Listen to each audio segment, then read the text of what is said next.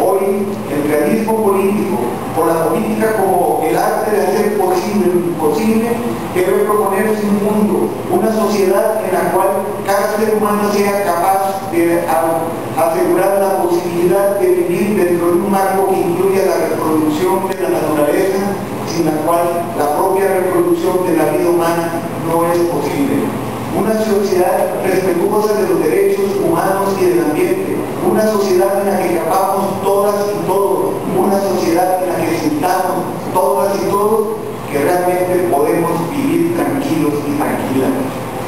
Algo de ese espíritu utópico lo tenemos en nuestra constitución política. Percibo que ha habido consenso en este foro en cuanto a que los derechos individuales están bien tutelados y protegidos en el texto constitucional vigente, aunque es posible hacer reformas que los mejoren y los profundicen. Por tanto, una de las garantías que debemos exigir ante una eventual asamblea constituyente es que tales derechos y garantías no tengan el mínimo riesgo de ser reducidas o conculcadas. Debemos al mismo tiempo exigir que los derechos políticos, las garantías sociales y de manera especial los derechos ambientales y económicos se amplíen en el sentido de que existan claros impedimentos de fuerza constitucional para que tales derechos y garantías no se vuelvan letra muerta, sobre todo cuando se producen arrastres por los efectos directos o indirectos de modelos económicos que por su naturaleza son excluyentes y depredatorios. Repito, los cambios necesarios pueden hacerse mediante reformas parciales en la Asamblea Legislativa. No responde al espíritu de la Constitución la potestad de la que se apropia la Sala Constitucional para reformar por sí y ante sí la Carta Magna, como lo hizo en el caso de la reelección presidencial, en un fallo del que el brillante constitucionalista doctor Fernando Castillo Víquez, actual procurador de la República, dijo: si ese voto no se coloca en sus justas dimensiones, en el mediano plazo podría traer consecuencias perniciosas, causar daño irreparable al desarrollo institucional y político de la nación. Agrego que estas consecuencias perniciosas de que nos advertía ya el anterior procurador, las estamos sufriendo a través de un autoritarismo que se está produciendo, confrontaciones peligrosas entre los y las costarricenses, y que algunos las conducen por caminos tortuosos que no se sabe dónde comienzan, pero ni tampoco aún dónde terminan. Yo quisiera poner sobre el tapete de discusión el tema no solamente de la necesidad, sino también de la conveniencia de que el país se involucre en un proceso de profunda reforma constitucional en la actual coyuntura. Recordemos algunas de las marcas fundamentales de esa coyuntura. En primer lugar, Costa Rica presenta en este siglo XXI una baja calidad de la convivencia democrática para promover la participación ciudadana en el gobierno de la sociedad. Es decir, una enorme brecha entre la democracia que aspiramos y la democracia que realmente somos. En estos asuntos predominan prácticas clientelistas, actitudes irrespetuosas de los derechos civiles y políticos, protección insuficiente o ineficaz de las libertades y derechos, por ejemplo, de la libertad de organización sindical y de los derechos de las minorías étnicas, escepticismo ciudadano sobre la administración de una justicia pronta y cumplida para todas y todos, barreras del sistema electoral para los partidos minoritarios y emergentes,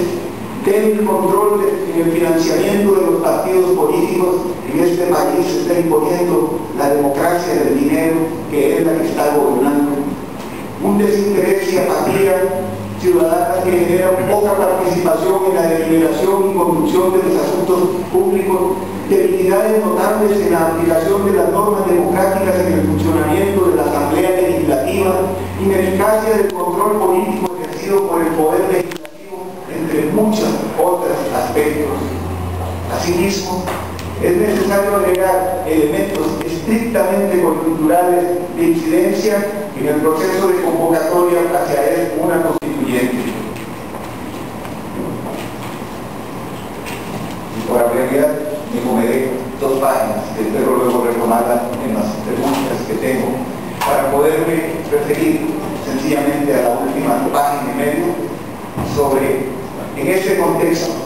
estamos enunciando. Es conveniente convocar, si fuera esa la vía, a una Asamblea Nacional Constituyente. Existe el riesgo de que un proceso de tal magnitud profundice la polarización y más bien contribuya a una ruptura de la institucionalidad que a nadie le conviene, y menos aún a los sectores más vulnerables, por lo general los más afectados de tales circunstancias. Por otra parte, la convocatoria a la constituyente y el proceso que ello implica, si se hace en todas sus etapas con un respeto pleno al principio democrático,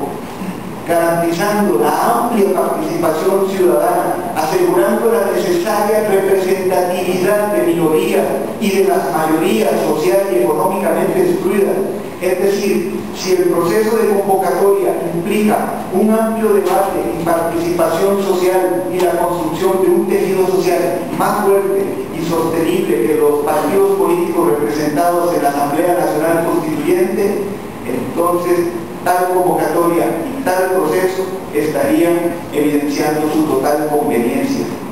El proceso que culminaría con una reforma integral de la Constitución política así planteado sería el factor de unidad y de reconciliación tan necesario para la recuperación de esa gobernabilidad tan ansiada y deteriorada en los últimos años, tanto por las limitaciones legales impuestas a los gobernantes, algunas de ellas ciertamente irrazonables y desproporcionadas, como la pretensión de la cúpula política de gobernar sin tomar en cuenta las amplias mayorías, y particularmente en esta administración que ha impuesto un régimen autoritario que levanta muros en lugar de tender puentes. Un proceso de tal naturaleza, orientado a eliminar estos ruidos que han contaminado seriamente nuestra sociedad y el modelo obsoleto, injusto, antidemocrático, es lo que permitirá, al concluir el proceso, echar las campanas al vuelo en saludo de la nueva Constitución. Luz y cambio para la nueva Costa Rica que queremos. Quisiéramos, para ir concluyendo, ver que estas jornadas, como el inicio de la reflexión nacional serena y reposada y participativa a la manera rica, con el fin de retomar rumos ciertos, consolidar el sistema social basado en el imperio de las leyes, el principio de la división de poderes y los fundamentos de una democracia social. El consenso y el proceso en sí exigen de una amplia participación social y política de los diversos sectores de la ciudadanía. Esto tendrá sentido siempre y cuando sea un hondo ejercicio de la democracia participativa que se proyecte en amplia representatividad en la Asamblea Nacional Constituyente. Nuestros ancestros lo lograron, tal consenso, fundamentados en valores y principios profundamente democráticos y patrióticos. Ese es el desafío que nos ha dejado. Y también, por lo siguiente, a diferencia del señor presidente Óscar Arias Sánchez, que en una reciente entrevista ha dicho desafortunadamente que ya no creía que los males de la democracia se componen con más democracia, así como ustedes lo ven. Ya los males de la democracia no se componen con más democracia. Yo, como costarricense, estoy convencido y espero que todas y todos ustedes también lo estén, de que solo la democracia podrá mejorar y profundizar la democracia costarricense. Muchas gracias.